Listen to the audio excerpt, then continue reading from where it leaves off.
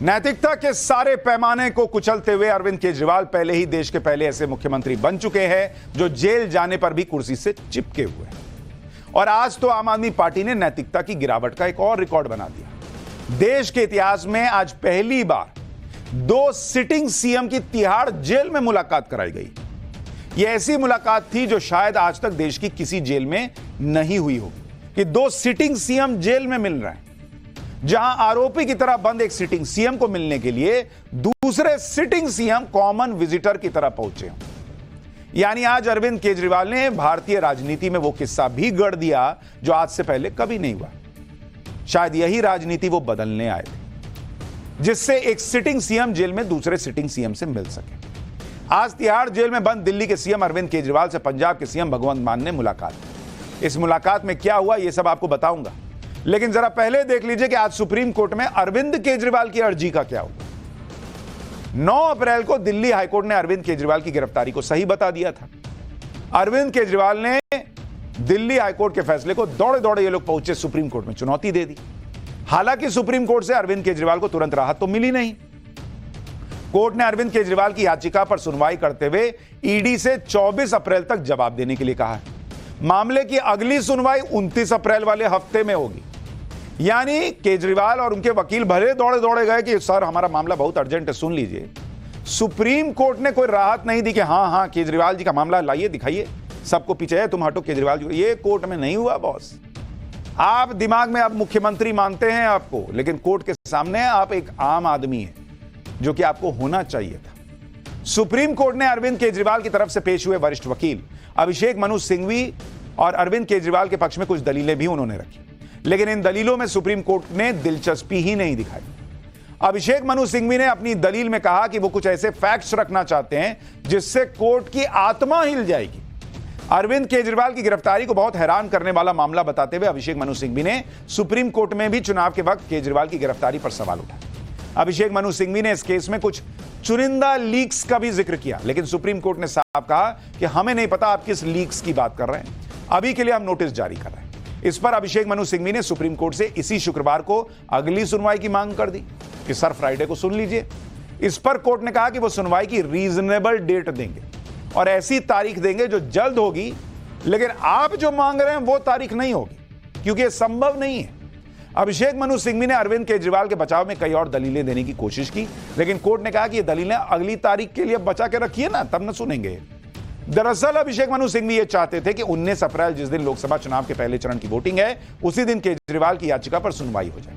हालांकि ईडी की तरफ से पेश हुए सॉलिसिटर जनरल तुषार मेहता ने कहा कि इस मामले में राहत के लिए चुनाव कोई ग्राउंड हो ही नहीं सकता। इसके बाद सुप्रीम कोर्ट की तरफ से अभिषेक मनु सिंघवी से को कहा गया कि जब हमने नोटिस जारी कर दिया है तो उसके बाद आपको आगे दलील नहीं देनी चाहिए। कोर्ट ने कहा कि हम फैक्ट्स जानते हैं, हमने सारी चीजें देखी हैं, हमने इस पर बहुत ज्यादा वक्त बिताया है और इसीलिए अब ईडी का जवाब आने दीजिए, फिर चर्चा होगी। यानी मोटे तौर पर कुल मिलाकर अरविंद केजरीवाल चुनाव को देखते हुए जो राहत सुप्रीम कोर्ट से चाह रहे थे, नहीं मिली बॉस। दूसरी तरफ आज अरविंद केजरीवाल को एक और झटका लग गया।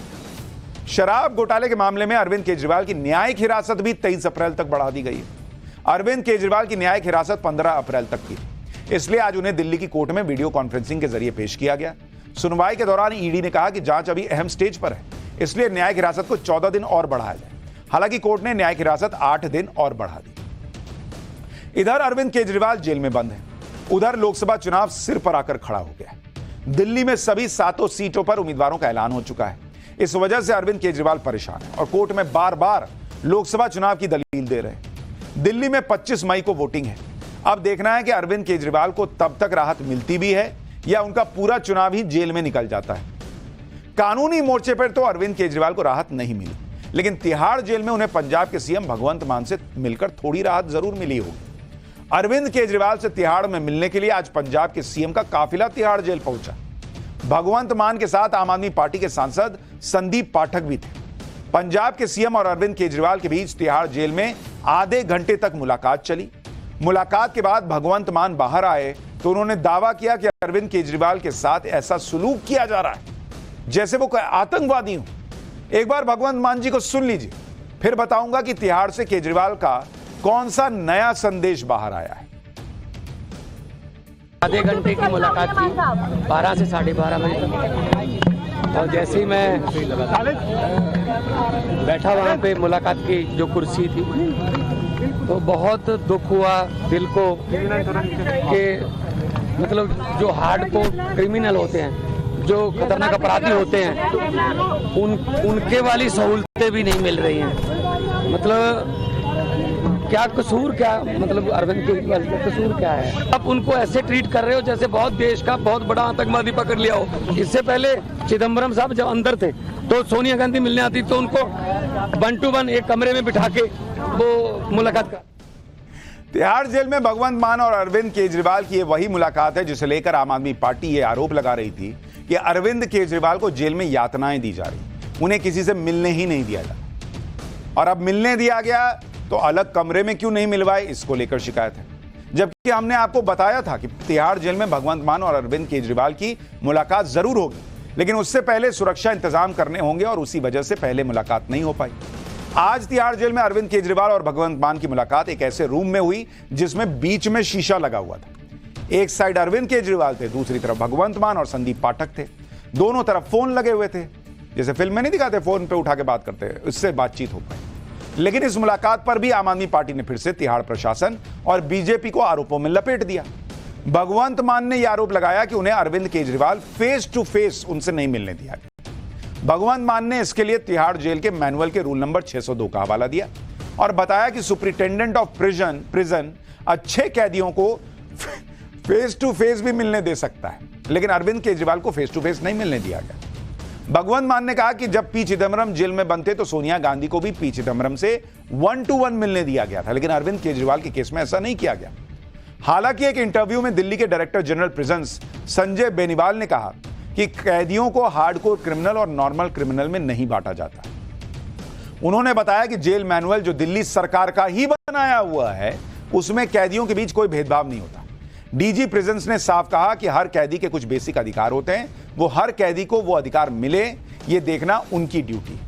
यही बात बीजेपी भी कह रही है कि साल 2018 में अरविंद केजरीवाल की सरकार ने ही तो तिहाड़ जेल रूल्स में बदलाव किए थे और नियम के मुताबिक अरविंद केजरीवाल को अपने वकील से फेस टू फेस मिलने दिया जा रहा है, जबकि विजिटर्स से फेस टू फेस मिलने की सुविधा ही नहीं है।